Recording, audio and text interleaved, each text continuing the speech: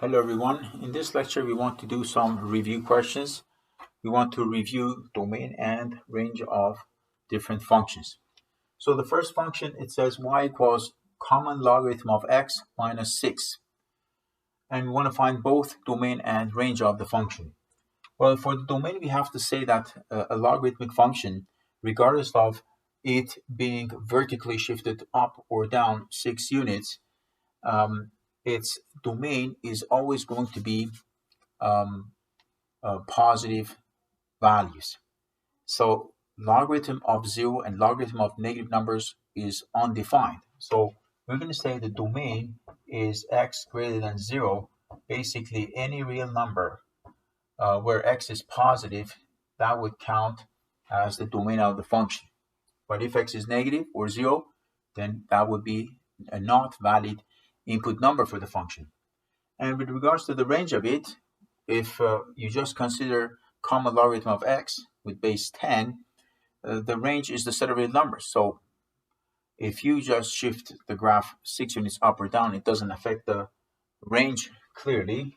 So the range of the function would still be the set of real numbers. So that's what the range is. In the form of set notation, we can say y belongs to the set of real numbers. The other function is y equals 3 to the exponent of cos x, and these kind of functions we never discussed before. These are called combination of functions. So if you have 3 to the x, that's an exponential function. If you have cos x, that's a trigonometric function, separately speaking. But when you combine these two, you end up with some sort of new type of function, which is the combination of all the functions. So y equals 3 to the exponent of cos x is one such function. Now, for the domain, I should say the domain is, of course, the set of real numbers, because think about it, cosine of x is defined everywhere. So I'm going to say the domain is the set of real numbers. And the range, though, is not that easy to figure out. And drawing the graph of these functions are not easy either. If you don't have access to graphing technology, it will be very difficult. So other than the graphing method, which I have mentioned in the past, sometimes we have to use our logical reasoning, and our power of analysis. So I'll explain what I mean. This is a cosine function in the exponent part, isn't it? So we're going to say this cos x is fluctuating between 1 and negative 1. Max value of cos x is 1, minimum value of cos x is negative 1. Max 1, minimum negative 1. So 3 to the exponent of 1 is going to be 3, and 3 to the exponent of negative 1 is going to be 1/3. So there is no value more than 1, and there is no value for cos x less than negative 1 either. So that means that the maximum value that this function y equals 3 to the exponent of cos x is going to have is going to be 3 to the exponent of 1. So the maximum value has to be 3, I say, and the minimum value would be when cos x is minimal, its lowest value, which is negative 1, and 3 raised to the exponent of negative 1 is 1/3, obviously. So basically 1/3 and 1. So the closed interval between 1/3 and 3 would be basically the range of this function. I can certainly write this in set notation. I can say any real number such that y is between 3 and 1/3 inclusive. That is the range of the function. I can say that, all right? Or I can write the answer in the form of an interval notation. Okay, so that was some new type of question where we had combination of functions. And I don't even know how the graph of this function looks like, but I know its max value must be 3, its mean value must be 1/3, according to the analysis that I performed. This other one is a logarithmic function. This is ln, or natural logarithm, of x minus 2. And obviously, the domain is going to be affected if you horizontally shift the graph 2 units to the right. Reflection in the x-axis doesn't matter, and vertical shift up 1 unit, again, does not affect the domain.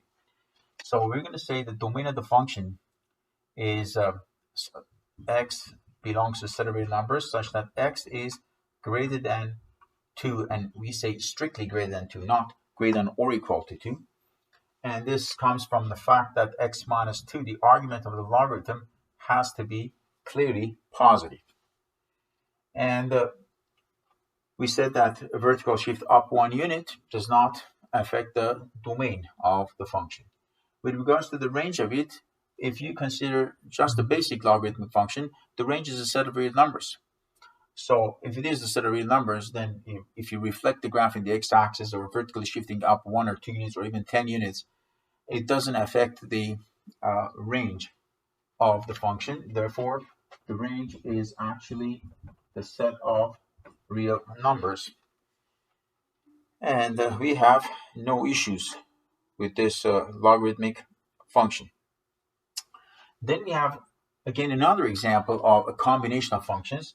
So over there we had the exponential function 3 to the x, but instead of x we had cosine of x. We had some other function. Now this one is 2 to the x, but instead of x in the exponent part, we have like a square root function, which itself has undergone some transformation. Therefore, this is an example of a combination of functions. I cannot say this is an exponential function. I cannot say this is a purely square root function either. But what it is some sort of function which is a combination of exponential and square root function. It's not easy to graph it. We have not studied the basic graphs of these functions either. And that is why I'm saying sometimes we have to use our logical reasoning, and some sort of analysis need to be performed to find the range of the function. For the domain, I would say, well, after all, end of the day, this square root must be defined, which means that x plus 5 has to be non-negative. We say it in mathematics. Non-negative, it means it can be positive or 0. And this means that x has to be greater than or equal to -5. So I'm going to say the domain is all real numbers such that x has to be greater than or equal to -5.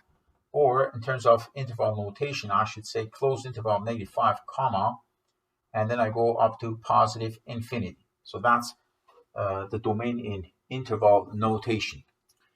And then for the range of it, I would say, let's have a look at this square root function. I'm thinking, what is the maximum value of this square root function? What is the maximum possible value that it can accept to itself? If you look at the domain, everything starts from -5. If x is -5, -5 plus 5 is 0, square root of 0 is 0, so we end up with 2 to the power of 0, which is 1, obviously. So if x is the minimum value of -5, then the function will equal to 2 to the exponent of 0, which is 1. So I would say the range starts from 1, and then if x is like any other number, let's say 10 million, square root of 10 million plus 5 is a huge number. 2 raised to the exponent of that huge number would be even a bigger number. Therefore, 1 all the way to positive infinity would be the range of this function.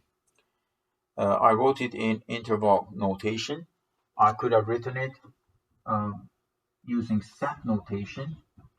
So I'm going to say y is greater than or equal to 1. So that is in set notation. This other one is a rational function. The horizontal asymptote clearly is y equals 3. So we're going to say the range is any real number except that y cannot equal to 3, which is the horizontal asymptote. The horizontal asymptote is y equals 3. That's the equation. So we're saying y cannot equal to 3, but other than that, y can be any other number.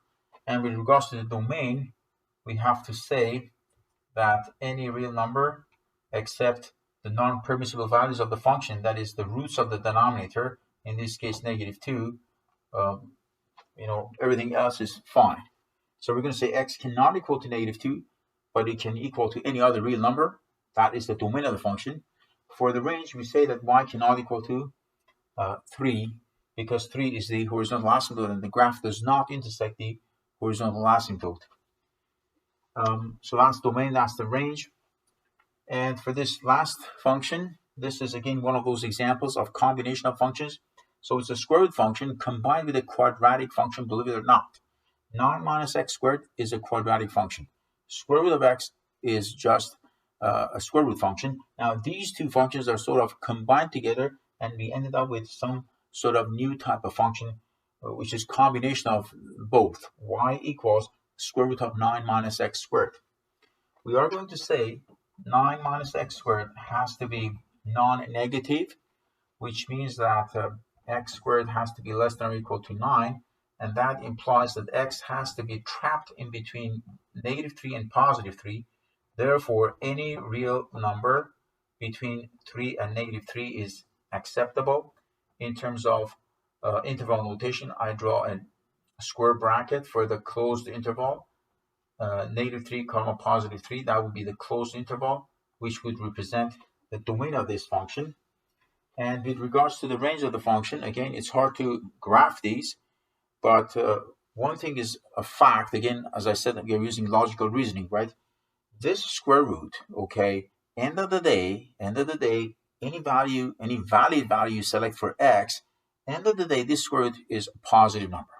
We don't see any negative sign in front of it. So I'm going to say if x is like 3 or -3, then this square root will be equal to 0. So the value of y, whatever, the range b, the lowest value has to be 0 for sure.